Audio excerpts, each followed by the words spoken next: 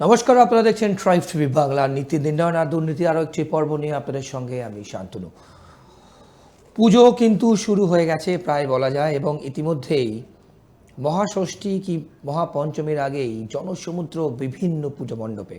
আসলে এই কয়েকটা দিনের জন্য, আবেগের পুজো, প্রাণের পুজো, এই কয়েকটা দিনের জন্য হয়তো আমরা প্রত্যেকে অপেক্ষা করে থাকি। কিন্তু পুজো মেটার পরে কিন্তু ভোটের ঢাকে কাঠি আরও জোরে বাজতে শুরু করবে। আর অনেকেই বলতে শুরু করেছেন যে 2026 তৃণমূলের কাছে একটা কঠিনতম চ্যালেঞ্জ। কেন? কারণ এত দুর্নীতির অভিযোগ একটা বই লেখা হয়ে যাবে বলতে গেলে। অনেকে বলছেন, যারা দর্শক আমাদের অনুষ্ঠান দেখেন, বিরোধী দলের যারা নেতা নেত্রী, তারা বলছেন। এখন কথা হচ্ছে এই চ্যালেঞ্জকে কিভাবে ফেস করবে, কিভাবে সম্মুখীন হবে তৃণমূল কংগ্রেস। তাদের টিমের যারা আছেন, যারা বিভিন্ন লেভেলে আছেন, তারা কতটা কনফিডেন্ট হয়ে আরজি কর ইস্যু থেকে দুর্নীতি ইস্যু নিয়ে যা যা আছে টপিকস, সেগুলোকে কী করে তারা কাউন্টার করবেন। বিশেষ করে এসএসসি লিস্ট আপনারা জানেন, শিক্ষায়, স্বাস্থ্যে, সব ক্ষেত্রে। সুতরাং আজকের পর্বে যিনি আছেন তিনি কিন্তু শাসক দলের একদম খুব গুরুত্বপূর্ণ পদে আছেন আমাদের অতিথি। এই সব প্রশ্নের উত্তর তার কাছ থেকে আমরা নেব এবং আপনাদের সামনে তুলে ধরবো। আপনাদের সঙ্গে পরিচয় করে দেবো। আমার বাদিকে বসে আছেন তৃণমূল যুবর সাধারণ সম্পাদক এবং মুখপাত্র মৃত্যুঞ্জয় পাল। মৃত্যুঞ্জয় দা, ট্রাইব টিভি স্টুডিও আপনি প্রথমবার এসেছেন এবং এই অনুষ্ঠানে আপনাকে স্বাগত। ধন্যবাদ। এবং নীতি নির্ণয় না দুর্নীতি, আমার কাছে প্রথম প্রশ্ন যে এই যে আমি শুরু করলাম, পুজোর পরে কিন্তু মানুষজনের কাছে সবার একটাই মোটিভ থাকবে ভোট। অনেকে বলছেন কঠিনতম চ্যালেঞ্জ 2026 আপনাদের দলের। বলুন। দেখুন, প্রত্যেকটা লড়াই কঠিন। এরকম নয় যে রাজনীতিতে কোনো লড়াই সহজ হয়। আমরা চাইও না সহজ লড়াই, আমরা চাইও একটা কঠিন প্রতিপক্ষ আমাদের সামনে উঠে আসুক। কিন্তু লড়াইটা তো কঠিন করবে তো বিরোধীরা যদি মাঠে ময়দানে না থাকে, তাদের যদি সংগঠন না থাকে, তারা যদি কোনো ইস্যু মানুষের কাছে গিয়ে না বোঝাতে পারে, তাহলে আমাদের লড়াই কঠিনটা হবে কি করে? আমরা তো প্রত্যেকটা লড়াই আস্তে আস্তে সহজ থেকে সহজতর হয়ে যাচ্ছে। যত দিন যাচ্ছে তত আমাদের লড়াইগুলো সহজ হচ্ছে। 2019-এ আমাদের সাথে যে লড়াই, আমরা যে আসনগুলো পেয়েছিলাম, 2021-এ মানে যারা ওই বর্গীরা আসলো পশ্চিমবঙ্গে, আপ কি বার 200 পার যারা বলছিল, তারা আসলো, তারা আমরা দেখলাম সব কিছু হয়ে 77-এ গিয়ে শেষ। এবং 77 পরে গিয়েও দেখলাম যে আরও আসন ধরে রাখতে পারছে না, গেল এরকম একটা ব্যাপার হলো। তারপরে যদি আমরা দেখি যে উপনির্বাচনগুলো, বিজেপির জেতা আসনগুলো তৃণমূল কংগ্রেস জিতে যাচ্ছে। বিজেপির একের পর এক জেতা আসন আমরা অদ্ভুতভাবে সমস্ত আসন জিতছি। লোকসভার নির্বাচন আপনি যদি দেখেন, এবার আবার লোকসভার নির্বাচন, বিজেপি নিজেদের আসন হারাচ্ছে, তৃণমূল আসন বাড়াচ্ছে। এবার বিধানসভাতেও তাই হবে, পৌরসভাগুলো তো তাই হয়েছে, পঞ্চায়েতে তাই হয়েছে। তৃণমূলের ভোট পার্সেন্টেজ বাড়ছে, প্রত্যেকটা ইলেকশনে বাড়ছে। তার মানে বিরোধীরা যদি মানুষের কাছে ইস্যু না নিয়ে যেতে পারে বা বোঝাতে যদি না পারে, এবং তৃণমূল যদি 365 দিন 24 ঘন্টা মানুষের পাশে থাকে এবং বোঝাতে পারে যে কেন্দ্রে যেই সরকারটা আছে আসলে তারা বাংলা বিরোধী, আমরা বোঝাতে সক্ষম। আমাদের নেতৃত্ব যেই কর্মসূচিগুলো দিচ্ছে, আমরা মানুষের কাছে সেগুলো বোঝাচ্ছি যে বাংলা বিরোধী একটা সরকার, যারা বাংলার টাকা দেবে না, বাংলায় বঞ্চনা করবে। এবং সিপিএমকে মানুষ 34 বছর দেখেছে। একটা সিপিএমের সময় আমাদের পশ্চিমবঙ্গের অর্থনীতিকে ভেঙে ফেলেছিল। সেখানে একটা মানে মানুষ সিপিএম ছাড়া অন্য কোনো মানে মতামত প্রদর্শন করতে পারতো না। আপনি আজকে দাঁড়িয়ে আপনি বলছিলেন বিভিন্ন বিরোধী রাজনৈতিক দলের নেতারা এখানে এসছে, তাদের মতামত বলছেন। তৃণমূলের নেতা নেত্রী, আমাদের নেত্রী মমতা বন্দ্যোপাধ্যায়কে, আমাদের নেতা অভিষেক বন্দ্যোপাধ্যায়কে ব্যক্তিগত স্তরে কুৎসিততম আক্রমণ করছে। তারপরেও তারা আন্দোলনটা করছে। সিপিএমের সময় যেগুলো সম্ভব ছিল না। তাই মানুষ এই দুটোকে পার্থক্যগুলো করে, যে একদিকে সিপিএম বিজেপি ডবল ইঞ্জিন সরকার যেই যেই রাজ্যে আছে, সেখানকার অর্থনৈতিক পরিস্থিতি, সেখানকার গণতান্ত্রিক পরিস্থিতি, মানুষ কতটা কথা বলতে পারছেন যারা বিরোধী, আর এইখানে মানুষ কতটা ভালো আছে, এই তুল্যমূল্য আলোচনা করেই মানুষ তৃণমূলকেই বেছে নিচ্ছে। তাই কঠিন নয়। এখানে আমার দর্শকদের হয়ে আপনার কাছে প্রশ্ন, এখানে তৃণমূল কংগ্রেসের সাধারণ সম্পাদকও এসছেন এবং রাজনৈতিক দলের, বিরোধী দলের সবাই মোটামুটি এসছে মুখপাত্র। আমার দুটো স্পেসিফিক প্রশ্ন। আপনি বললেন বিরোধীরা যদি না ফাইট করতে পারে, না টপিক দিতে পারে, কিংবা না ইস্যু করতে পারে। এসএসসি লিস্ট নিয়ে যে দুর্নীতি হয়েছে, স্বাস্থ্য নিয়ে যে দুর্নীতি হয়েছে, প্রচুর মানুষ রাস্তায় নেমেছেন, সাধারণ মানুষ 14ই আগস্ট। স্বাস্থ্য নিয়ে আমি প্রশ্নটা করিনি। আমার প্রশ্ন হলো, দুর্নীতি কাকে বলে আপনাদের কনটেক্সটে? দুর্নীতির ডেফিনেশন কি? দুর্নীতি সারা পৃথিবীতে দুর্নীতির একটাই ডেফিনেশন, যেটাকে ন্যায় মেনে অন্যায় করে হচ্ছে যেটা, বেশ, সেটাই দুর্নীতি। যেটা একদম, ন্যায় মাফিক একদম, হচ্ছে না সেটাই একদম। দুর্নীতি। তাদের ন্যায় মাফিক না হলে সেটাই দুর্নীতি। আচ্ছা, আমি মানে আপনি বললেন তাহলে এসএসসিতে কোনো দুর্নীতি হয়নি, আপনি বলছেন। আবারও বলছি, এসএসসিতে দুর্নীতি হয়নি আমরা কোথাও বলিনি। দুর্নীতি হয়েছে এবং হয়েছে আমরা সেটা বলেছি, এবং আমরা বলছি যে ধরুন মানে এই তদন্তটা কারা করছে, এই তদন্তটা করছে হলো সেন্ট্রাল এজেন্সি, সিবিআই করছে, ইডি কিছুটা আর্থিক ব্যাপারটা দেখছে।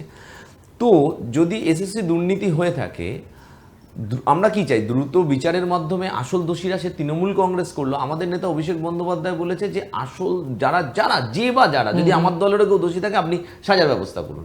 তাহলে আমার মানে তৃণমূলে দুর্নীতি জিরো টলারেন্স, আমার নেতা বলছে। মানে দুর্নীতি হয়েছে এটা আপনি অ্যাকসেপ্ট করলেন, আমাদের বাট জিরো টলারেন্স, আমার জিরো টলারেন্স আমাদের নেতা বলেছে। সেখানে দাঁড়িয়ে একটা রাজনৈতিক দল এজেন্সিকে ব্যবহার করছে, সিবিআই ইডির মতো এজেন্সিকে ব্যবহার করছে, বারবার ব্যবহার করার পরে আপনি দেখুন এসএসসির সময় যারা দুর্নীতি করেছে, যাদের বিরুদ্ধে অভিযোগগুলো আসছে, আপনি 2016 নিয়োগের দুর্নীতি, রাইট? 2016 সময় শুভেন্দু অধিকারী আমাদের দলে, আজকে সে বিরোধী দলনেতা, ভারতীয় জনতা পার্টিতে চলে গেছে। শুভেন্দুকে নারদায় টাকা নিতে দেখা গেছে কাগজ মুড়ে। সেই শুভেন্দু যখন ওইখানে গেল, এই এসএসসির মাধ্যমে আপনি যখন তদন্ত করছেন, একাধিক, আমি নাম বলছি, ধরুন বিজেপি করছে, বিজেপির 2টো জেলার কোঅর্ডিনেটর পিন্টু শ্যাম, এসএসসির দুর্নীতিতে লেখা যে অযোগ্যদের লিস্টটা বার করে দিয়েছেন এসএসসি, তাতে পিন্টু শ্যামের নাম আছে। মৌমিতা কুণ্ডু বিজেপির এক উপপ্রধানের বৌদি, ঠিক আছে? বিজেপির 4টে রাজ্যের, মানে বিজেপির না, বিশ্ব হিন্দু পরিষদের 4টে রাজ্যের যে দায়িত্বে আছে, সেই নেতার ছেলে বিজেপি করে, সে এসএসসি যে কাউন্সিলরের তো নাম আছে। এইবার আমি বলছি এই জায়গাটাই, আপনি দুর্নীতির যখন তদন্ত হবে, আপনি তো আপনার কাছে দুর্নীতির ডেফিনেশন কি? দুর্নীতি হলে মৃত্যুঞ্জয় পাল তৃণমূল করে তাই মৃত্যুঞ্জয় পালকে ডাকা যেতে পারে, কিন্তু দুর্নীতি করলে আপনি শান্তনু যেহেতু বিজেপি করেন আপনাকে ডাকা যাবে না, বা শুভেন্দু যেহেতু বিজেপি করে তাই শুভেন্দুকে ডাকা যাবে না, এটা তো হতে পারে না। এক এসএসসির দুর্নীতির এক এজেন্ট আমরা সবাই জানি, সেই এজেন্টের বাড়িতে দিলীপ ঘোষের বাড়ির দলিল পাওয়া যাচ্ছে। আপনি দিলীপ ঘোষকে ডেকে পাঠাবেন না কেন? আপনি তো সিবিআই, মানুষের কাছে বিশ্বাসযোগ্যতা তো তখনই হবে। আমাদের দলে যখন শুভেন্দু অধিকারী ছিল, একাধিক জেলার উনি দায়িত্বে ছিলেন, একাধিক জেলার বিভিন্ন লোককে দেখা যাচ্ছে যে যাদের অযোগ্য হিসাবে নাম পাওয়া যাচ্ছে, তাদের এখন তাদের পরিবারের সদস্য বা তারা সরাসরি বিজেপি করছে, সরাসরি। ইভেন সিপিএম এরও বনগাঁ জেলার দীর্ঘদিনের সিপিএম এর নেতা রিতেশ ঘোষ, তার নাম বাদ গেছে, সে দেখা যাচ্ছে যে এই অযোগ্যদের তালিকায় নাম আছে, তাহলে চাকরি পেয়েছিল। তার মানে একটা দুর্নীতি হয়েছে, সেই দুর্নীতিতে যদি কেউ জড়িত থাকে, দলমত নির্বিশেষে আপনাকে ডাকতে হবে। তদন্ত আজকে পশ্চিমবঙ্গ সরকারের পুলিশ করছে না, তদন্ত করছে সিবিআই। সিবিআইকে নিরপেক্ষতা বজায় রেখে সবাইকে ডাকতে পারে। আমি বিজেপিতে গেলাম, গিয়ে আমি ধোয়া তুলসী পাতা ওয়াশিং মেশিনে আমি ঢুকে গেলাম, এটা তো হয় না।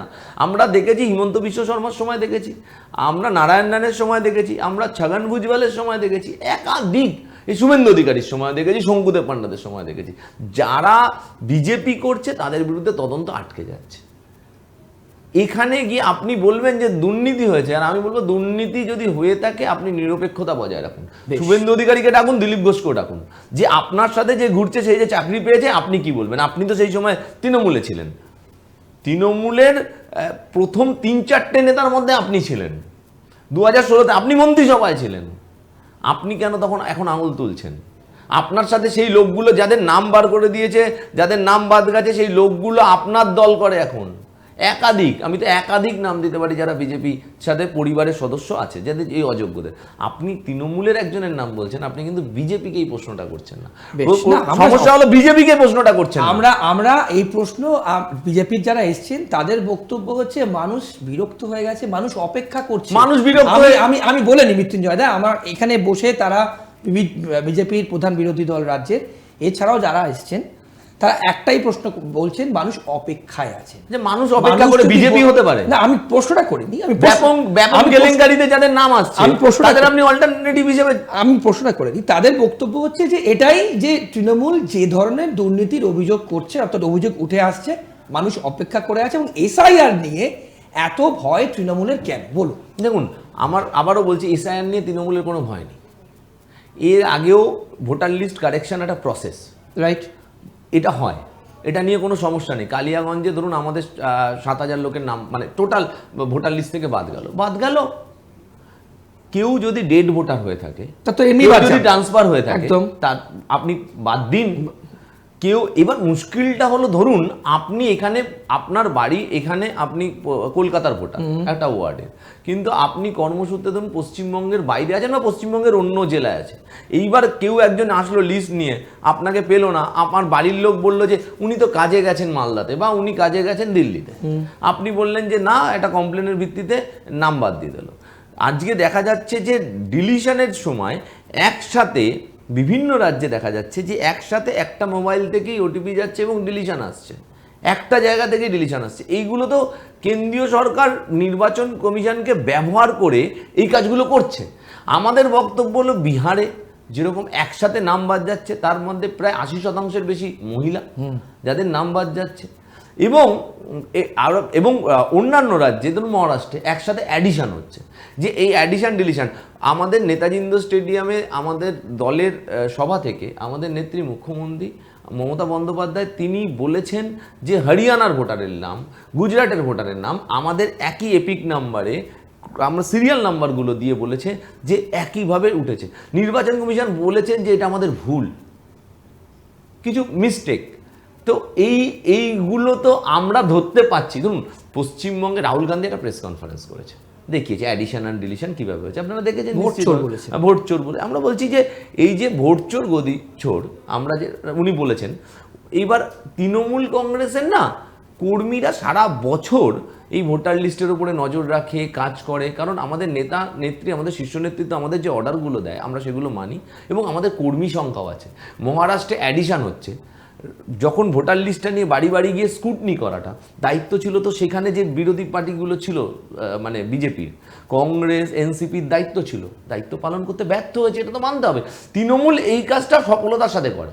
আপনি একজন যোগ্যতম ব্যক্তিকে বাদ দিতে পারবেন না, একজন যোগ্য ভোটারকে বাদ দিতে পারবেন না পশ্চিমবঙ্গে। বাদ দিলে তৃণমূল কংগ্রেস এই আন্দোলন করবে, দরকার পড়লে দিল্লির বুকে গিয়ে করবে। আপনি বাদ দেন, আপনি ডেড ভোটারকে বাদ দিন। রোহিঙ্গা কারা? এই যে বিরোধী দলনেতা বারবার বলছেন রোহিঙ্গা রোহিঙ্গা রোহিঙ্গা কারা? আমি জানি না। রোহিঙ্গা, ধরুন রোহিঙ্গা মায়ানমার থেকে আসবে, পশ্চিমবঙ্গে আসবে, পশ্চিমবঙ্গ থেকে মায়ানমার থেকে সরাসরি পশ্চিমবঙ্গে ঢুকে যাবে। মানে রোহিঙ্গাদের প্রথম কথা হলো রোহিঙ্গা কিরকম দেখতে হয়, রোহিঙ্গা কি ভাষায় কথা বলে। বিরোধী দলনেতা বলছে, কারণ বিরোধী দলনেতা রোহিঙ্গাদের সাথে ওঠা বসা করতে পারে। আচ্ছা, বিরোধী দলনেতা জানেন যে হয়তো ওর রোহিঙ্গাদের সাথে যোগাযোগ আছে, রোহিঙ্গারা কি খায়, রোহিঙ্গারা কি ভাষায় কথা বলে, উনি তাদের বাড়িতে রেখে হয়তো পোষেন, ওনার বাড়িতে হয়তো রোহিঙ্গারা থাকেন, উনি হয়তো একটা শেল্টার করে দিয়েছেন যেখানে রোহিঙ্গাদের থাকছেন। কারণ বিএসএফ যদি না অ্যাক্টিভ হয়, রোহিঙ্গারা তো ভারতবর্ষে ঢুকে যাবে এরকম তো নয় যে ভারতবর্ষে ঢুকে যাবে। তারা অবৈধভাবে যদি অনুপ্রবেশ করে থাকে তাহলে বিএসএফ আটকাতে পারছে না। প্রথম কথা হলো শুভেন্দু অধিকারী উচিত ছিল যে অমিত শাহকে পদত্যাগ চাই, অমিত শাহর পদত্যাগটা চাইতে পারতেন, তাহলে আমরা খুশি হতাম। বা রোহিঙ্গারা ধরুন আসামে বা ত্রিপুরাতে থেকে, ওখান থেকে দেখা যাচ্ছে ট্রেনে চেপে দিল্লিতে ঢোকার চেষ্টা করছে, কলকাতা ঢোকায়, ওখানে অ্যারেস্ট হলো। তার মানে আসাম বা ত্রিপুরাতে মায়ানমার থেকে যে রোহিঙ্গারা ঢুকলো, তার মানে হয়তো শুভেন্দু অধিকারী হাত ধরে ঢুকেছে, শুভেন্দু অধিকারীর ওখানে হয়তো এজেন্টের কাজ করে। বা শান্তনু ঠাকুররা যারা বনগাঁতে ওই পাস দিয়ে দেয় যে কোন মাল পাচার হবে না কি হবে, শান্তনু ঠাকুরের সাইন করা, সিগনেচার করা থাকে, ওরকম হয়তো ওরা ঢোকায়। রোহিঙ্গারা কিরকম দেখতে হয় শুভেন্দু অধিকারী দেখতে জানে। বা রোহিঙ্গারা, আমি যদি এখন বলি যে রোহিঙ্গারা কি শুভেন্দু অধিকারীর কোনো পরিচিতদের মতো দেখতে হয়, ভাইয়ের মতো, দিব্যেন্দু অধিকারী বা সৌমেন্দু অধিকারীর মতো দেখতে হয়, এইটা তো মানে কথাটা তো মানে ঠিক কথা হবে না। আমরা জানি না, আমরা এবার দায়িত্ব বর্ডার আটকানোর দায়িত্ব মানে এখানে বিএসএফ এবং অমিত শাহ দপ্তর। তাহলে এসআইআর নিয়ে আপনাদের কোনো টেনশন? আমাদের প্রথম কথা হলো একজনের নাম বাদ যাবে না, পরিষ্কার কথা, বাংলার ওপর নাম বাদ যাবে বলছে তো ভারতবর্ষে যদি 1 কোটি, তো শুনুন এই যে বলছে তো শুভেন্দু অধিকারী কোথায় আমি শুনেছি, ভুল হতে পারি আমি, যে ওনার মায়ের দিক থেকে পূর্ববঙ্গ থেকে এসছেন। এবার সেটা কবে এসছেন আমি জানি না, কোন সময় এসছেন বৈধভাবে। ওনার যদি এরকমভাবে যদি নাম বাদ যায়, ওর বিজেপির যারা করে, বিজেপির অনেকেই, বিজেপির এক নেত্রী ছিল, সে উত্তর 24 পরগনা, সে ডাক্তার, সে আবার এখন ওই কি ন্যাশনাল কী সব পোস্ট দিয়েছে, এই মানে হিউম্যান রাইটস, এইসব মহিলা, এইসব বিভিন্ন ধরনের পোস্টে আছেন, যাই হোক আমি নাম বলছি না। তিনি ডক্টর, মহিলা ডক্টর, তিনি ডক্টর সার্টিফিকেটটা তার বাংলাদেশের। এবার ভারতবর্ষের নাগরিক সিএ করে পেয়েছে না কি করে পেয়েছে আমরা তো জানি না। তো বিজেপি যারা করছেন তারা এরকমভাবে ঢুকছে কি না, রোহিঙ্গারা কীরকম, সমস্ত ইনফরমেশন, যারা রোহিঙ্গা নিয়ে বলছেন, আপনি আমার ইন্টারভিউ নিচ্ছেন, তার মানে আপনার এই বিষয়টা নিয়ে জ্ঞান আছে। তার মানে আপনি যদি রোহিঙ্গা নিয়ে বলেন, তার মানে রোহিঙ্গাদের সমস্ত ইনফরমেশন আপনার কাছে আছে, রোহিঙ্গারা কোথায় আছে। আরে বাবা, তুমি পশ্চিমবঙ্গ পুলিশ পাচ্ছে না, তুমি সেন্ট্রাল গভর্নমেন্টকে নিয়ে তুমি তুলিয়ে নাও না যে এইখানে এখানে রোহিঙ্গারা থাকছে, চিহ্নিত করে তুলিয়ে নাও। এই প্রশ্নগুলো আপনারা বিজেপির মুখপাত্রদের করুন, যে আপনার নেতা বলছেন সারাদিন রোহিঙ্গারা ঢুকছেন, এই করছেন, তার মানে আপনাদের কাছে ইনফরমেশন আছেন, আপনারা কেন হাত গুটিয়ে বসছেন না? আর অমিত শাহর কি আপনারা পদত্যাগ চাইছেন ব্যর্থতার জন্য? এই প্রশ্নগুলো বিজেপির নেতাদের করুন। তৃণমূলের কাছে এই উত্তর চাইবেন না এই প্রশ্ন করে, কারণ তৃণমূল এই উত্তরটা দেওয়ার জন্য আমরা দেব কি করে? আমাদের বিএসএফ আমরা দেখি না, তাহলে আমরা কি করে উত্তর দেবো? তাহলে এসআইআর নিয়ে আপনাদের কোনো টেনশন নেই, এসআইআর হলেও আপনারা জিতবেন, এসআইআর না হলেও আপনারা জিতবেন। আমার কথা হলো ভোটার লিস্ট কারেকশন হোক না, ভালো তো, স্বাগত, কিন্তু বৈধভাবে কোনো ভোটারকে বাদ দেওয়া যাবে না। কোনো বৈধ ভোটারকে বাদ দিতে গেলে তৃণমূল কংগ্রেস প্রতিবাদ করবে।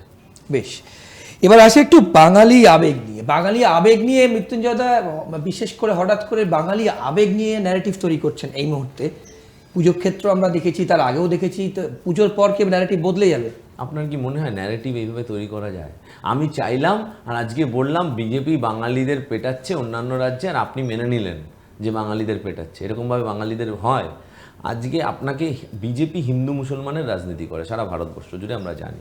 আমরা ধর্মের ভিত্তিতে যারা রাজনীতি করে, যারা বলে যে যারা আমাদের ভোট দেয় তাদের আমরা দেখব, যারা দেয় না তাদের আমরা দেখব না, আমার সবকা সাথ সবকা বিকাশ দরকার নেই, যারা প্রধানমন্ত্রীর ওই মিথ্যে স্লোগানটা নিজেরা দাঁড়িয়ে, এই বিরোধী দলনেতা শুভেন্দু অধিকারী নিজে বলে যে ওই স্লোগানটা মিথ্যে, ভাউতাবাজি, তারা আপনি এতদিন করছিল, এখন তারা বলছে যে ধর্মের ভিত্তিতে নয়, বাঙালি আমাদের ভোটে হারায়, তাই অমিত শাহর কাছে গিয়ে এই শুভেন্দু অধিকারী পায়ে ধরে দিল্লিতে 2021-এর নির্বাচনে হারার পরে বলেছে যে 100 দিনের টাকা দেবেন না। তারা পায়ে ধরে অমিত শাহর কাছে গিয়ে বলেছে দরবার করে যে তাদের মানে আমাদের বাংলার যে বাড়ি, আমাদের আবাস যোজনা, সেই যোজনার বাংলা মানে সরকারি আবাস যোজনার টাকা দেবেন না, কেন্দ্রীয় সরকার এই টাকাগুলো আটকে রেখেছে। এই যে বাঙালি বিদ্বেষী, এবার আপনি বলছেন বাঙালিদের, এতদিন বিজেপিকে যারা ভোট দিয়েছে হিন্দু মুসলমানের ন্যারেটিভের বাইরে গিয়ে তারা এখন শুধু বাঙালিকে পেটাচ্ছে। আপনাকে একের পর এক উদাহরণ দিচ্ছি। আপনি ভারতবর্ষে এমন একটা দেশ যেখানে তার দেশের নাগরিককে বাংলাদেশে পুশব্যাক করছে, এটা লজ্জার নয়? তার নাম আমির শেখ, ধর্মে মুসলমান, আপনি বলতে পারেন মুসলমান মানে আমির শেখ, তার মানে সে বাংলাদেশি হয়ে গেল, পাঠিয়ে দাও তাকে মুসলমান। কিন্তু মজার ব্যাপার হলো আবার সুজন সরকার, সে আবার ধর্মে হিন্দু, উড়িষ্যায় কাজ করতে গেছে, তার পাটা ভেঙে দাও। আমরা নাম করে বলছি, রাজ্যের নাম করে বলছি। আচ্ছা, একজন বাবা সে মানে তার চ্যানেলে এসে বলছে, ভিডিও করে বলছে, নদিয়া রানাঘাটে থাকে, যে আমরা পুরো পরিবার বিজেপিকে ভোট দিয়েছি। আমার 2 ছেলে মণিশঙ্কর বিশ্বাস, নয়ন বিশ্বাস পুনেতে কাজ করতে গেছে মহারাষ্ট্রে, 8 দিন ধরে আটকে রেখে থানায় অত্যাচার করা হচ্ছে। আমরা বিজেপিকে ভোট দিয়েছি, আধার কার্ড আছে, ভোটার কার্ড আছে। শুধু তাই নয়, শান্তনু ঠাকুরের অল ইন্ডিয়া ওই মতুয়া ফেডারেশন না কি আছে, তার সার্টিফিকেটে শান্তনু ঠাকুরের সাইন করা, সেই সাইন করাও আছে। আমরা বিজেপিকে ভোট দিয়েছি। বলছে যে আমার ছেলে দুটোকে অত্যাচার করা হচ্ছে, মা অসুস্থ, আসতে দেওয়া হচ্ছে না। তৃণমূল কংগ্রেস সেগুলোকে নিয়ে নাম বলে আমরা প্রত্যেকটি, সে বীরভূম হোক, মুর্শিদাবাদ হোক, মালদা হোক, আমরা প্রত্যেকটা জায়গার প্রত্যেক হিন্দু মুসলমান নির্বিশেষে, অনেকে বলছে পরিযায়ী শ্রমিক যারা মানে একদম মানে নিচু সেক্টরে, এরকম নয়, হোটেল নিতে দিচ্ছে না যেন স্কলারের বাবাকে, হোটেল পাচ্ছে না বাঙালি বলে। তো এই ঘটনাগুলো তারা বলছে, আমরা শুধু সামনে আনছি। তৃণমূল কংগ্রেস বলছে যে বাঙালিদের ওপরে বাংলায় কথা বললে, বাংলাদেশি বললে হবে না। তুমি যদি, আমরা দেশের জন্য প্রাণ দিয়েছি, এই দেশের ন্যাশনাল অ্যান্থেমটা একজন বাঙালির লেখা। প্রধানমন্ত্রী যেই বন্দে মাতরম বলে, সেই বন্দে মাতরমটাও একজন বাঙালির লেখা। তাই বাংলাকে তুমি শেখাতে এসো না। বাঙালিদের ওপরে যদি বাংলায় কথা বলে বাংলাদেশি হয়, তাহলে কেউ যদি উর্দুতে কথা বলে এই ভারতবর্ষে দাঁড়িয়ে, তাহলে কি তারা পাকিস্তানি? ভাষা দিয়ে তুমি দেশ বিচার করছো, এটা কি হতে পারে? আমরা সেটা নিয়ে বলছি যে আমাদের এই ইস্যুটা, এই যে বলছো যে ইস্যু কিন্তু রাজনৈতিক দল ইস্যু ওইভাবে তৈরি করে না। বিজেপি এটা করছে, আমরা মানুষের পাশে তুলে ধরছি এবং মানুষকে বোঝাচ্ছি এবং মানুষ বুঝছে। বেশ, মৃত্যুঞ্জয় দা, আপনি তৃণমূল যুব সাধারণ সম্পাদক, একটা খুব দায়িত্বপূর্ণ পদে আপনি আছেন, কিন্তু দেখুন এই তৃণমূল যুবর ক্ষেত্রে এই কসবা কাণ্ডে ল কলেজে যা হলো, পুলিশের রিপোর্টেই চার্জশিটেই কিন্তু প্রমাণিত যে মূল ধর্ষণ করেছিল কিন্তু মনোজিতই। তাহলে আমার প্রশ্ন, এই যত কুকর্ম হচ্ছে চারিদিকে বাংলার সব ক্ষেত্রেই শাসক দলের এবং যুবদের ক্ষেত্রে বিশেষ করে যোগাযোগ রাখা যাচ্ছে, এটা কেন, কন্ট্রোল নেই কেন? প্রথম কথা হলো যে এই ধরনের ঘটনা অত্যন্ত নিন্দনীয়। তৃণমূল কংগ্রেস এত স্পর্ধা পায় কি না করে? স্পর্ধা আমি বলছি, তৃণমূল কংগ্রেস করবে। এবং আপনি যেই ঘটনাটা বলছেন না, এই যে মনোজিৎ মিশ্র, আপনি সাংবাদিকরাও জেনেছে পুলিশ অ্যারেস্ট করার পরে, একদম আগে আপনারা জানেননি। তার মানে পুলিশ এখানে কোনো রাজনৈতিক রং না দেখে কিন্তু অ্যারেস্টটা করছে। ওইদিকে বিজেপির এমপির ছেলে, সে গিয়ে এরকম ধর্ষণে অভিযুক্ত হয়ে যাচ্ছে। বিজেপির একাধিক নেতার বিরুদ্ধে সরাসরি এরকম ধর্ষণের অভিযোগ আসছে। বিভিন্ন রাজ্যে আজকে পশ্চিমবঙ্গের অবস্থা, ধর্ষণ বা এই ধরনের মহিলাদের উপরে অত্যাচারের ঘটনা আমরা একদম শেষের দিকের রাজ্যে। আর যারা ডবল ইঞ্জিন সরকার, তারা মধ্যপ্রদেশে পুলিশের কাছে কমপ্লেন করতে যাচ্ছে, সেই পুলিশের কনস্টেবল তিনি ধর্ষণ করছেন নির্যাতিতাকে। আবার উত্তরপ্রদেশে ঘটছে। আপনি এই প্রশ্নগুলো করবেন না। ভারতবর্ষে একমাত্র রাজনৈতিক দল ভারতীয় জনতা পার্টি, একমাত্র রাজনৈতিক দল যার এমএলএ যা ধর্ষণ করার অপরাধে ধর্ষণ করেছেন, তার সমর্থনে বিজেপি পতাকা নিয়ে মিছিল করেছে। কুলদীপ সিং, তার সমর্থনে বিজেপি মিছিল বার করেছে। 15ই আগস্টে নারী নির্যাতনের বিরুদ্ধে, নারী ক্ষমতায়নের কথা বলছেন লালকেল্লায় দাঁড়িয়ে আমাদের প্রধানমন্ত্রী। বিলকিস বানুর ধর্ষণকারীদের ছেড়ে দেওয়া হচ্ছে, আর বিশ্ব হিন্দু পরিষদকে তাদের মালা পরাচ্ছে, মিষ্টি খাওয়াচ্ছে। সুপ্রিম কোর্টে গিয়ে আবার হস্তক্ষেপ করে তাদের আবার জেলে ঢোকাতে হচ্ছে। এই যে ঘটনাগুলো আমাদের পশ্চিমবঙ্গে, আপনি মনোজিৎ মিশ্র, এগুলো সামাজিক ব্যাধি, সমাজে আমরা কেউ চাই না। কিন্তু আপনি আরজি করার ক্ষেত্রে সামাজিক ব্যাধি, দেখুন, আরজি করে আমরা কিন্তু প্রথম দিন থেকে বলেছি তৃণমূল কংগ্রেস, যে বা যারা জড়িত তাদের ফাঁসি হোক। 18 ঘন্টার মধ্যে কলকাতা পুলিশ সঞ্জয় রায়কে অ্যারেস্ট করলো। সিবিআই আজ অবধি সঞ্জয় রায়কেই বলছে ধর্ষণ আর খুনের মূল অভিযুক্ত, অন্য কেউ নয়। এবার আপনি যদি মনে করেন যে আপনার কল্পনার জগতে সঞ্জয় রায় দেখতে ভালো নয়, সঞ্জয় রায়কে আমার ধর্ষক হিসাবে পছন্দ নয়, আমার আরও 4 জন লাগবে, তাই আমি সোমা বলছি দরকার, 150 গ্রাম বীর্যের মিথ্যে কথা দরকার, এইগুলো আপনি আনবেন। আর আপনি যদি সতের সাথে থাকেন যে না, আমার যদি সঞ্জয় রায় থাকে, সঞ্জয় রায়, আমি কেন আর 3 জনকে যোগ করতে হবে, তাহলে কেসটাও তো খারাপ হচ্ছে। নির্যাতিতা বিচার পায়নি বলছেন, আর নির্যাতিতা বিচার মানে এই যে টাকা তোলা, কিউআর কোডে টাকা তুলছেন, সেই হিসাব দিচ্ছেন না। আর নির্যাতিতা বিচার, যারা বলছেন যে বিচার পায়নি, আপনি বলুন যে আজকে trial court, high court, supreme court একসাথে কেস চলেছে, সেখানে যাবজ্জীবন হয়েছে, আমরা ফাঁসির আবেদন করছি, আমরা চাইছি, কিন্তু বিচার হয়নি, এটা তো আপনি বলতে পারেন না। বিচারে তো বিচারপতি ট্রায়াল কোর্টে বলে যে যাবজ্জীবন। লোক রাস্তায় নামলো মৃত্যুঞ্জয়, তারা বলছেন আজও বিচার। মানুষের এই আবেগটাকেই তো বামপন্থী এবং বিজেপিরা ভুল পথে চালিত করেছে। মানুষের এই 14ই আগস্টের আবেগটাকেই তো ওরা ওদের রাজনৈতিক স্বার্থে এবং পকেট ভরানোর জন্য কিউআর কোড নিয়ে এসেছিল, যাতে কোটি কোটি টাকা তুলেছে। প্যান্ডেল, আমরা স্বাস্থ্য ভবনে বিক্ষোভ করছে, দেখি মানুষ খাবার নিয়ে যাচ্ছে, খাবার ওয়েস্টেজ হচ্ছে। আবার ওরা বিল যখন হিসেব চাওয়ার পরে হিসেব দিচ্ছে, দেখা যাচ্ছে প্যান্ডেলের খরচা, খাবারের খরচা। তাহলে এই ব্যাপারগুলো তো ইভেন্ট ম্যানেজমেন্টের খরচা, এগুলো তো আমরা পরিষ্কার দেখতে পাচ্ছি। মানুষ জানে, মানুষ পুরোটা দেখেছে, মানুষ পুরোটা বিচার করছে। আরজি করে ঘটনার ঠিক 3 মাসের মাথায় উপনির্বাচন হয়েছিল, প্রত্যেকটা উপনির্বাচনে আমরা জিতেছি। আমাদের হারা সিটও কিন্তু আমরা পুনরুদ্ধার করেছি। তার মানে কেন্দ্রীয় বাহিনী দিয়ে ভোট হয়েছে। বিধানসভা নির্বাচন তো কেন্দ্রীয় বাহিনী দিয়ে হয়, কেন্দ্রীয় নির্বাচন কমিশন করে। তাহলে তারপরেও তো আমরা এই রেজাল্টটা করছি। তার মানে মানুষ কিন্তু আমি সোমা বলছি, মানুষ বিচার করে না। আমি সোমা বলছিটাকেও মানুষ ভালোভাবে নেয় না। কিন্তু এই নির্বাচনে তো তামান্নার মৃত্যু জানেন, অকাল বাচ্চা মেয়ে, আপনাদের দলের মিছিল থেকে, বিজয় মিছিল থেকে যাদের বিরুদ্ধে অভিযোগ, অত্যন্ত ঘৃণ্য কাজ, যাদের বিরুদ্ধে অভিযোগ পুলিশ সঙ্গে সঙ্গে অ্যারেস্ট করেছে। আমাদের ওপরের থেকে বলে দেওয়া হয়েছে যে দল দেখতে হবে না, আমরা বারবার বলছি। দেখুন, সমাজ থাকলে সমাজে কিছু খারাপ ঘটনা থাকবে।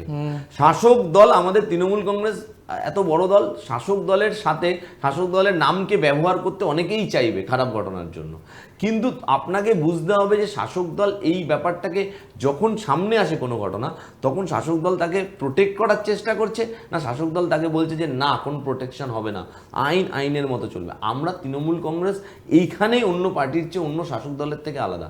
সিপিএমের সময় অনিতা দেওয়ান হয়েছে, সিপিএমের সময় বানতলা হয়েছে, ধানতলা হয়েছে, সব হয়েছে।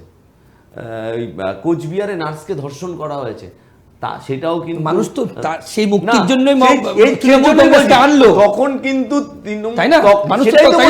আমি এই উদাহরণটাই তো দিচ্ছি, তখন কিন্তু শাসক দল তাদের প্রোটেক্ট করেছে। আর আমরা কিন্তু বলছি ধর্ষণ করেছে মানে ধর্ষক, এখানে তুমি প্রোটেকশন নিতে এসো না।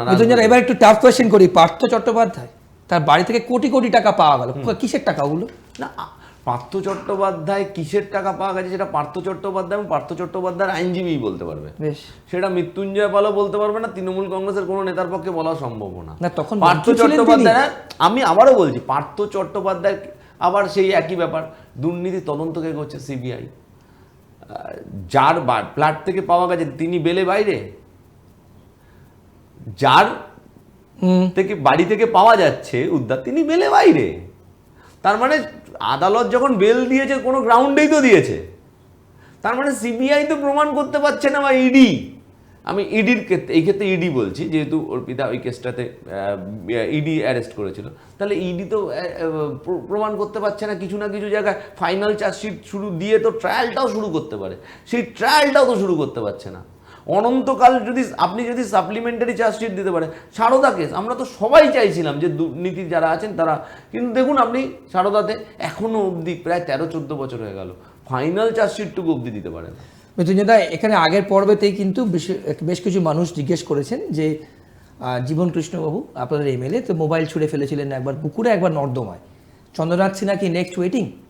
না, আমি আবারও বলছি যে আমরা বলছি যে দুর্নীতির সাথে জিরো টলারেন্স করতে হবে যে কোনো রাজনৈতিক দলে, তৃণমূল কংগ্রেস, এটা প্রশ্ন ছিল অনেকে জিজ্ঞেস, আমি বলছি তৃণমূল কংগ্রেস হোক বা অন্য রাজনৈতিক দল, অন্য শাসক দলগুলো মানে যাদের বিরুদ্ধে বলে যে চোর, তাদের বিজেপিতে নেয়, শুভেন্দু অধিকারী হোক বা মুকুল, মানে ধরুন এই কি বলে আমাদের ওই নারায়ণ রানে হোক বা হিমন্ত বিশ্ব শর্মা হোক, একাধিক অভিযোগ তাদের দলে নিচ্ছে, মুখ্যমন্ত্রী বানাচ্ছে, কেন্দ্রীয় মানে মন্ত্রিত্ব দিচ্ছে, হচ্ছে। তৃণমূল কংগ্রেস বলছে যে তুমি যদি কেউ দুর্নীতি করে, ম্যাক্সিমাম দুর্নীতির কেসগুলো এখন দেখছে central agency, CBI ED. CBI ইডির সিবিআই ইডি যখন তদন্ত করছে, সিবিআই ইডির দায়িত্বের মধ্যে পড়ে যে আমার এই কারা কারা দুর্নীতিতে যুক্ত তাদের সবাইকে নিরপেক্ষভাবে ডাকা।